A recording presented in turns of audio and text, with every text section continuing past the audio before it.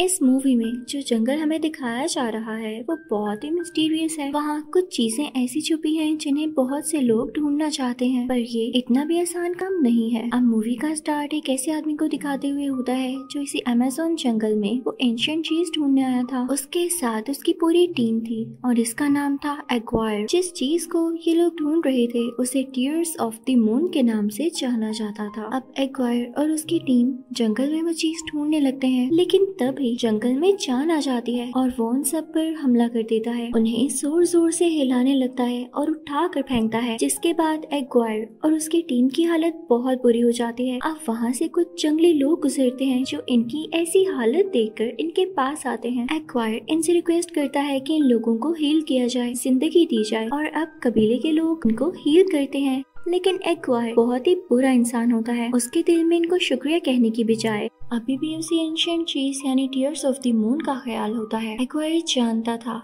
कि ये कबीले वाले यहाँ के ही हैं, तो इनको उस चीज के बारे में भी जरूर पता होगा। वो उनसे जगह की मांगता है जहाँ पर इनको जाना था, लेकिन वो लोग इसे की नहीं देते। और देते भी क्यों? जब कुछ भी एक्वायर की मर्जी से नहीं हो पाता तो वो इन सब कबीले वालों को मार देता है और चाबी ले लेता है। लेकिन इसका रिजल्ट ये निकलता है कि एक्वायर और उसके साथी कर्स में डूब जाते हैं। ये कर्स कबीले के सरदार ने दिया था कि ये सब लोग इधर ही भटकते रहेंगे, इनको कोई जगह नहीं मिलेगी, और अगर ये इस जंगल से निकलने के लिए नदी से आगे चले भी जाएं तो पत्थर के बन जाएंगे। इसी तरह कई साल बीत जाते हैं और हम अब प्रेजेंट का सीन देखते हैं, जहाँ एक बॉटनिस्ट लिली और उसका छोटा भाई जो कि उसका असिस्टेंट भी होता है एक जगह पर होते हैं, जहाँ लिली का भाई सबको टीयर्स ऑफ द मून के बारे में बता रहा होता है। और यहाँ हमें पता चलता है कि वो एक दरख्त है, एक ऐसा एंशिएंट दरख्त जिसकी तलाश में कई ज्यादा लोग हैं। ये दरख्त इतना फायदेमंद है कि इसको यूज करते हुए किसी भी बीमारी को ठीक किया जा सकता है और बहुत ही एडवांस मेडिसिन बनाई जा सकती हैं। इसीलिए तो हर कोई इसके पीछे है। अब इसकी चाबी को हमें ढूंढकर उस जगह तक पहुंचना होगा।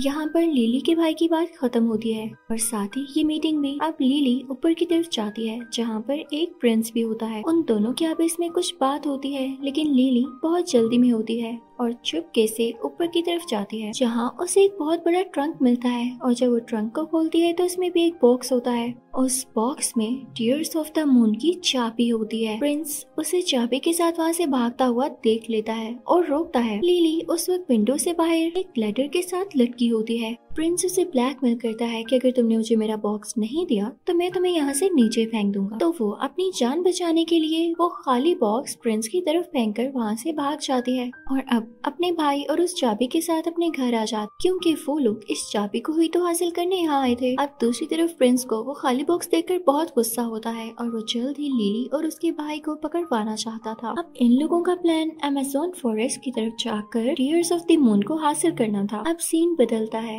और उधर जंगल में हम एक गाइड को देखते हैं जिसका नाम फ्रैंक है। वो लोगों को अपनी शिप में इस जंगल की खूबसूरत खूबसूरत चीजें दिखाकर उनसे बहुत से पैसे लिया करता था। लेकिन एक दिन एक आदमी उसके पास आकर अपने पैसों की डिमांड करता है जो फ्रैंक ने उससे कुछ दिन पहले लिए थे। तो फ्रैंक उस आदमी से कहता है, मैं तुम्हें इतनी जल्दी पैसे कैसे दूं? फ्रैंक उसे पैसे नहीं देता। तो वो आदमी फ्रैंक की शिप का इंजन अपने पास लॉक कर देता है। उस आदमी के पास एक पैरट भी होता है। अब फ्रैंक छुपकर उस जगह पर जाता है जहाँ उस आदमी ने चाबी रखी थी, जिसे फ्रैंक ने छुपकर देख लिया था। इतनी ही देर में वहाँ लिली भी पहुँच जाती है, जो कि इस आदमी से शिप्स का पता करने आई थी जिसने फ्रैंक का इंजन लिया था। इनफेक्ट ये आदमी भी बहुत मशहूर था। अब क्योंकि फ्रैंक भी वहीं पर होता है तो उसे लगता है कि ये तो वही आदमी है जिसके शिप में मैं जाने वाली हूँ, क्योंकि उसी आदमी का ऑफिस होता है। लेकिन उसे क्या पता था कि ये फ्रैंक कोई और है। अब यहाँ इन दोनों में बातचीत होने लगती है कि कितने पैसों में फ्रैंक उसे जंगल तक लेकर जाएगा। तभी वहाँ पर वो पैरट वाला आदमी आ जाता है, यानी जिसका ये ऑफिस होता है।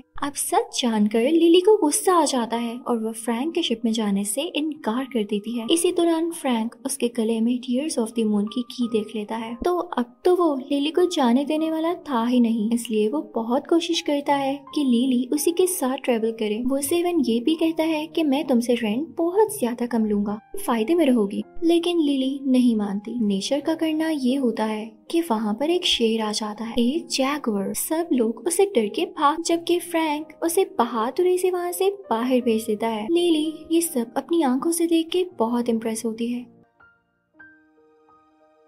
और अब डिसाइड करती है कि मैं ऐसे ही गाइड के साथ जाऊंगी जो कि ब्रेव और किसी से न डरता हो। फ्रैंक भी अपना इंजन ले चुका था, इसलिए वो लोग निकल पड़ते हैं। लेकिन अभी जहाज चला नहीं था कि कुछ लोग आके लिली को पीछे से पकड़ते हैं और धक्का देते हुए एक केज में बंद कर देते हैं और फिर उस केज को भी कवर कर देते हैं। लेकिन लिली बहुत चालाक होती है, इसलिए वो केज का ताला खोल देती है और उन सब आदमियों को किक्स मारते हुए और उनके फेस को भी कवर करके उनका सर केज के साथ मारती है और अब यहाँ से भाग जाती है। इनफैक्ट ये प्रिंस के ही भेजे गए लोग थे जो लिली से वो की लेना चाहते थे। अब लिली किसी ऊंची जगह पर से होते हुए जाने लगती है लेकिन गिर जाती है। तभी वहाँ पर फ्रैंक भी पहुँच चुका होता है और उसे जमीन से उठने में उसकी मदद करता है। वो उसे साथ चलने का कहते हुए पानी में कूद जाता है, लेकिन लिली ड्राई यानी खुश्क रास्ते से रस्सी की मदद से शिप तक आती है क्योंकि उसे तैरना नहीं आता था और वो पानी से भी डरती थी। अब प्रिंस लिली का पीछा करते करते यहाँ तक भी आ चुका था। ये शिप पर जिसमें लिली होती है उस पर फायरिंग शुरू कर देता है। वो अपनी सबमरीन में बैठा होता है और वहाँ से ही वो फ्रैंक के शिप पर शूट कर रहा था। लेकिन फ्रैंक अपने जहाज को मूव करते हुए उसकी गोलियों से खुद को और अपने शिप को बचाता है। प्रिंस अपने शिप में से 2 टॉर्पीडोज भी निकालता है, लेकिन तभी फ्रैंक अपने शिप को तेजी से मूव करता है और टॉर्पीडो से हिट नहीं कर पाता। इसका रिजल्ट ये निकलता है कि प्रिंस की अपनी सबमरीन वहाँ पर स्टक हो जाती है। अब ये लोग अपने सफर के लिए आगे निकल पड़ते हैं, लेकिन रात होते अपनी शिप को एक जगह पर स्टे करवाते हैं। फ्रैंक लिली और उसके भाई के लिए कुछ फिशेस को पकड़ता है जिसे रात में वो खाते हैं। अब ऊपर फ्रैंक और लिली बैठकर बातें कर रहे होते हैं कि लिली का भाई डरते हुए ऊपर की तरफ आता है और कहता है कि नीचे वही जैगुआर है। तो फ्रैंक उसे कहता है घबराओ नहीं, ये मेरा पेट है। तो ये सुन के लिली को बहुत गुस्सा आता है कि फ्रैंक ने मुझे शिप में बुलाने के लिए जानबूझकर ऐसा किया था। दूसरी तरफ हम उसी प्रिंस को देखते हैं जो कि केव के अंदर एक रस्सी की मदद से जाता है। वहीं पर उसको एक वायर और उसकी टीम दिखाई देती है जो कि उस कर्ज की वजह से पत्थर के बन चुके थे। लेकिन प्रिंस के माइंड में यहाँ पर एक प्लान होता है, बहुत ही बुरा प्लान। वो जानता था कि ये लोग जंगल से बाहर निकलने के लिए नदी के पार गए होंगे और नदी के पार जाते ही पत्थर के बन गए। तो क्यों ना इन पर नदी का पानी डाला जाए। उन सब पर पानी के कुछ कतरे डालता है। तभी एक्वायर की बॉडी में से 2 सांप बाहर आते जो इनफैक्ट एक्वायर की कमांड्स पे ही चलेंगे। तो प्रिंस एक्वायर से कहता है अगर तुमने मुझे टीयर्स ऑफ द मून की चाबी ला दी क्योंकि यहाँ आने वाली एक लड़की के पास होगी तो मैं तुम्हें भी टीयर्स ऑफ द मून दूंगा क्योंकि तुम लोग खुद तो पत्थर के बने हुए हो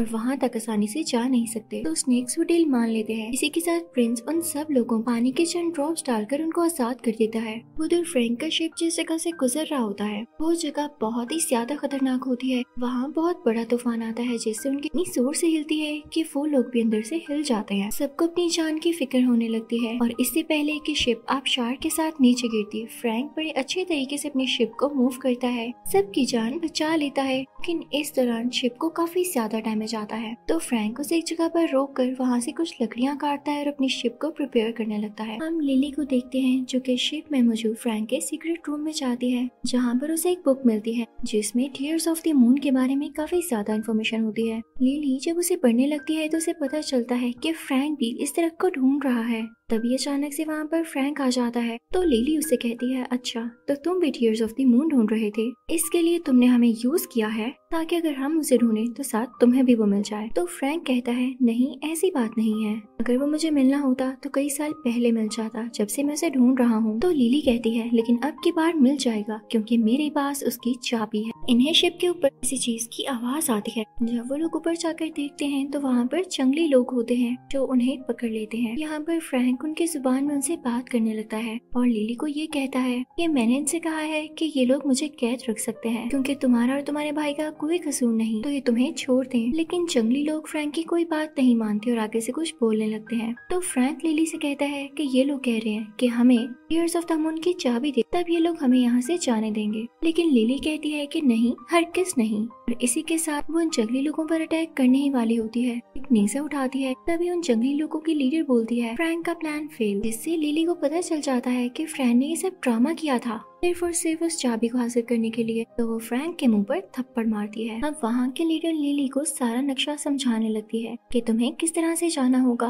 तो लिली फ्रैंक से कहती है कि अब मैं अकेले ही उस जगह पर जाऊंगी, मैं तुम पर और ट्रस्ट नहीं करूंगी। तो फ्रैंक उसे समझाता है कि तुम अकेली लड़की हो, तुम्हारे साथ तुम्हारा छोटा भाई है, तुम लोग वहाँ तक मेरी मदद के बगैर कैसे पहुँचोगे। तो लिली कहती है कि सब कुछ पॉसिबल है। लेकिन इससे पहले कि वो निकलती वहाँ पर एक वायर और उसके साथी आ जाते हैं जो कि बहुत अजीब लग रहे होते हैं। एक्वायर के फेस से वही स्नेक्स बाहर आ रहे होते हैं और उसके साथियों की बॉडी पर भी काफी ज्यादा कीड़े मकोड़े थे। उनके हाथ में नेज़े होते हैं। अब फ्रैंक उनसे लड़ने लगता है। एक्वायर लिली के गले से वो चाबी चुराना चाहता था और कुछ पता नहीं कि वो लिली को मार भी देता। तो एक्वायर लिली को उठाते हुए एक पेड़ के साथ लटक कर दूसरी जगह पर जाता है और उन सबको मार मार कर नीचे गिराता रहता है। लेकिन एक आदमी लिली से उसकी वो चाबी छीन ही लेता है, दूसरे आदमी को कैच करवाता है। लेकिन अब फ्रैंक एक्वायर के पास जाता है क्योंकि चाबी उसके पास पहुंच चुकी होती है। वो उससे लड़ने लगता है, लेकिन आगे से एक्वायर भी और एक्वायर के स्नेक्स भी फ्रैंक से लड़ाई कर रहे होते हैं। उन दोनों में एक टाइप का कराटे होने लगता है। आखिरकार फ्रैंक एक्वायर से वो चाबी छीन ही लेता है, लेकिन तभी एक्वायर उसके दिल में एक तीर मारता है जिससे फ्रैंक नीचे गिर जाता है और वो चाबी लिली की तरफ उछालता है। लिली उसे पकड़ लेती है और काफी उदास हो जाती है कि इसने इस चाबी की खातिर और हमारी जान बचाने की खातिर अपनी जान की कुर्बानी दे दी। तभी यहाँ पर कबीले की लीडर लिली से कहती है कि अगर तुम नदी के उस पार चली जाओगी, एक्वायर और उसके लोग तुम्हारा पीछा नहीं करेंगे क्योंकि यहाँ से वो पत्थर बनकर आए थे, तो दोबारा ये लोग वहाँ पर नहीं जाएंगे। तो अब लिली अपने भाई से मिलकर बाकी सब लोगों को गुड बाय कहते हुए नदी के उस पार चली जाती है जहाँ पर वाकई में एक्वायर और उसके लोग नहीं पहुँच पाते। लिली के पीछे पीछे उसका भाई भी आ जाता है। सुबह होने पर जब लिली उस जंगल में चल रही होती है तो उसे फ्रैंक की बॉडी मिलती है, जिसे देख के वो पहले तो डर जाती है, लेकिन नोटिस करने पर उसे पता चलता है कि फ्रैंक अभी भी जिंदा है, लेकिन वो नेज़ा या तीर अभी भी उसके दिल के आर पार होता है। तो फ्रैंक लिली से कहता है कि डरो नहीं, मुझे कुछ नहीं हो सकता क्योंकि मैं भी कर्स्ड हूँ। पिछले 400 साल से इसी तरह मरता हूँ और जिंदा रहता हूँ। अब लिली यहाँ पर एक झटका देते हुए वो नेज़ा फ्रैंक की चेस्ट से बाहर निकाल लेती है, जिसे देख कर लिली का छोटा भाई बेहोश हो जाता है। लिली फ्रैंक के साथ प्लान करती है वो टीयर्स ऑफ द मून तक जाएगी और उसे कबीले के लीडर ने ये बताया होता है कि वो सिर्फ लूनर इक्लिप्स तक ही ग्लो करता है, इसके बाद उसका कोई फायदा नहीं, तो इनको जल्द से जल्द वहाँ पर पहुँचना था। लिली अपने भाई को कबीले वालों के पास ही छोड़ जाती है, तुम इनके साथ ज्यादा सेफ हो। अब यहाँ पर फ्रैंक लिली को सब कुछ बताने लगता है कि मैं भी एक्वायर का ही एक बंदा था, उसकी टीम में से था और हम सब टीयर्स ऑफ द मून को इसलिए ढूंढ रहे थे क्योंकि एक्वायर की बेटी बीमार थी और उसे उस दर्द का फूल चाहिए था। लेकिन जब कबीले वालों ने उसे उस जगह की चाबी नहीं दी तब एक्वायर ने उन सबको मार दिया और तब हमको ये कर्स मिला था। मैंने ही उन्हें उस नदी के पार किया और कुछ झाड़ियों में बसा दिया, इससे वो सब लोग पत्थर के बन गए और जबकि मैं अपनी जान बचाता हुआ आज तक जिंदा हूँ। तो प्रिंस को भी कुछ फ्लाइज बता देती हैं कि लिली अब कहाँ जा रही है। तो प्रिंस अपनी सबमरीन लेकर उसका पीछा करने लगता है, लेकिन तभी रास्ते में उसे कुछ कबीले वाले मिलते हैं जिनके शिप में लिली का भाई होता है और वो उसे सैर पर लेकर जा रहे होते हैं। लेकिन यहाँ पर प्रिंस लिली के भाई को रोक लेता है और अपने पास कैद करते हुए पूछता है कि तुम्हारी बहन कहाँ पर है। लिली का भाई डरते हुए इसे सब कुछ बता देता है और अब प्रिंस उस तरफ निकलता है, जबकि फ्रैंक और लिली उस जगह पर पहुंच ही चुके थे जिस जगह से वो बहुत ज्यादा करीब था। फ्रैंक पानी में कूद जाता है, देखता है कि वो दरवाजा जिसको ये चाबी लगने वाली है वो पानी के नीचे ही है। तो वो लिली को आकर समझाता है कि हमें पानी के नीचे जाना होगा, लेकिन लिली डर रही होती है। तो फ्रैंक उसे समझाकर अपने साथ नीचे ले जाता है। अब लिली उस दरवाजे को खोलने लगती है, लेकिन उसका पाँव एक पत्थर पर आता है और वो दरवाजा बंद हो जाता है। फ्रैंक बाहर ही होता है, लिली घबरा जाती है, वो बाहर निकलकर ऑक्सीजन भी नहीं ले सकती थी, तो फ्रैंक उसे ऑक्सीजन देता है। तभी वहाँ पर कुछ मछलियाँ आती हैं, लेकिन फ्रैंक उनके बीच चला जाता है ताकि वो मछलियाँ लिली पर अटैक न करें। तो इस वजह से लिली को ऑक्सीजन नहीं मिल पाती, तो वो बेहोश हो जाती है, लेकिन जल्द ही हिम्मत करते हुए तैरती है, इस दरवाजे को खोल ही देती है, जिससे सारा का सारा पानी उस दरवाजे के अंदर जाने लगता है और वो जगह ड्राई हो जाती है, जिसके बाद फ्रैंक और लिली दोनों ठीक हो जाते हैं। अब इससे पहले कि फ्रैंक और लिली इस दरवाजे के अंदर जाते और उस दरख्त को ढूंढ पाते, यहाँ पर प्रिंस भी अपनी सबमरीन में आ जाता है। उसकी कैद में लिली का भाई भी होता है। पर वो गन पॉइंट करके लिली को ब्लैकमेल करता है, अगर तुमने मुझे वो चाबी ना दी तो मैं तुम्हारे भाई को मार दूंगा। लिली को उसे वो चाबी देनी ही पड़ती है और अब वो सब लोग मिलके उस दरवाजे के अंदर जाते हैं, लेकिन जैसे ही उनके सामने वो एंशिएंट दरख्त आता है तो ये लोग देखते हैं कि वो तो अंधेरा और सूखा हुआ दरख्त है, जबकि इसको ग्लो करना चाहिए था। फिर उन लोगों की समझ में एक बात आती है कि इसको उसी चाबी की मदद से ग्लो किया जाए। यहाँ पर प्रिंस फ्रैंक से कहता है कि तुम तो 400 साल से इसी जंगल में रह रहे हो, तो तुम्हें पता होगा इस दरख्त में चाबी कहाँ पर लगेगी, तो इसको मेरे लिए लगाओ। तो फ्रैंक कहता है एक शर्त पर, क्योंकि मैं अपने ऊपर से कर्ज खत्म करना चाहता हूँ और मरना चाहता हूँ। इसे सुनकर लिली उदास हो जाती है, शायद वो फ्रैंक को पसंद करने लगी थी और नहीं चाहती थी कि वो मरे। लेकिन जब फ्रैंक उस दरख्त को जाकर देखता है तो उसे समझ ही नहीं आता कि चाबी कहाँ लगानी है। वो लिली से मदद मांगता है। लिली कहती है कि अगर मैंने चाबी लगाई तो मुझे भी एक फूल चाहिए होगा। तो प्रिंस उसे कहता है नहीं, फूल एक ही मिलेगा, तुम लोग सोच लो कि किसने वो फूल रखना है। तो फ्रैंक लिली से कहता है तुम चाबी लगा लो और फूल भी रख लेना, लेकिन उसके बाद प्लीज मुझे मार देना क्योंकि मैं इस दुनिया से आजाद होना चाहता हूँ, सुकून से मरना चाहता हूँ। तो लिली मान जाती है और वो भी चाबी लगाने की ट्राई करती है, लेकिन वो कहीं पर फिक्स ही नहीं हो रही होती। तो तभी उन्हें याद आता है कि कबीले के लीडर ने उन्हें ये बताया था कि इसमें सांप का दिल है। वो उस पत्थर को यानी चाबी को तोड़ते हैं तो उसके अंदर से एक रेड कलर का चैम निकलता है जो कि दिल था। उसे दरख्त में बनी हुई एक जगह पर लगा देते हैं और पूरा दरख्त ग्लो करने लगता है। उस पर पिंक कलर के फ्लावर्स निकलने लगते हैं और ये देख के प्रिंस के मुंह में पानी आ जाता है। इससे पहले कि वो सारे के सारे फूल तोड़ता, फ्रैंक उस प्रिंस के लोगों पर अटैक करने लगता है। फ्रैंक अपना सर उनमें से एक आदमी के सर के साथ जोर से मारता है और अपनी गन से उन सब लोगों के मुंह पर, उनके पेट पर फायर करने लगता है। इसी चीज का फायदा उठाते हुए लिली उस दरख्त के ऊपर चढ़ जाती है। लेकिन यहाँ पर अजीब बात ये थी कि लूनर इक्लिप्स खत्म होने में यानी चांद ग्रहण खत्म होने में सिर्फ 1 मिनट बाकी था। ये 1 मिनट तो लिली को वहाँ चढ़ने में लग जाता है। जैसे ही फूल को तोड़ने वाली होती है तो फूल मुरझाने लगता है और राख बनकर गायब हो जाता है। लेकिन फिर भी लिली उस फूल का एक हिस्सा तोड़ ही लेती है जो कि एक छोटा सा फूल होता है। नीचे से प्रिंस चिल्लाने लगता है ये फूल मुझे दो,